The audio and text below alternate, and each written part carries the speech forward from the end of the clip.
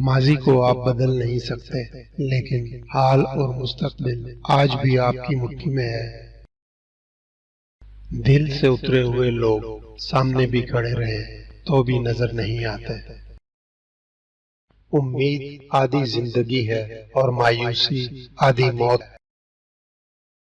وہ لوگ یقیناً بہادر ترین ہوتے ہیں جن کی سوچ اپنے سامنے نظر آنے والے خطرات اور کامیابیوں کے بارے میں واضح اور صاف ہوتی ہے، اور وہ ان کا سامنا راستے میں آنے والی رکاوٹوں کی پرواہ کیے بغیر کرتے ہیں۔ نمک حرام اور بد نسل انسان کا پہلا شکار ہمیشہ اس کا محسن ہوتا ہے۔ رشتوں کو مضبوط رکھنے کے دو راز: جب آپ غلطی پر ہوں تو اپنی غلطی مان لیں، اور جب آپ صحیح ہوں تو خاموشی اختیار کریں۔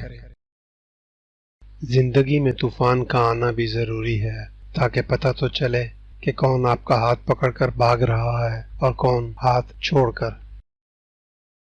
اگر انسان کامیابی کے لیے صحیح راستے پر گامزن ہے تو اسے منزل تک پہنچنے کے لیے کسی جلد بازی کی کوئی ضرورت نہیں، کیونکہ بڑی کامیابیاں کچھ دیر کے بعد ہی ملتی ہیں۔ زندگی میں سب لوگ رشتہ دار یا دوست بن کر نہیں آتے، کچھ لوگ سبق بن کر بھی آتے ہیں۔ جتنے رازدار کم بناؤ گے اتنے ہی دھوکے کم کھاؤ گے، کیونکہ ہماری کمزوریاں ہی دشمن کو طاقتور بناتی ہیں۔ چیخ و پکار انسان کے وقار میں کمی کا باعث بنتی ہے۔ لوگوں کو اپنی خاموشی سے خوف زدہ کرنا سیکھو۔ اس دنیا میں کچھ بھی ہمیشہ کے لیے نہیں، یہاں تک کہ آپ کے مسائل بھی نہیں۔ زندگی میں انسان کو ایک عادت ضرور سیکھ لینی چاہیے، جو چیز ہاتھ سے نکل جائے اسے بھول جانے کی۔ یہ عادت بہت سی تکلیفوں سے بچا لیتی ہے۔ آپ ہمیشہ صرف اسی سے دھوکہ کھاتے ہیں جس پر سب سے زیادہ بھروسہ کرتے ہیں۔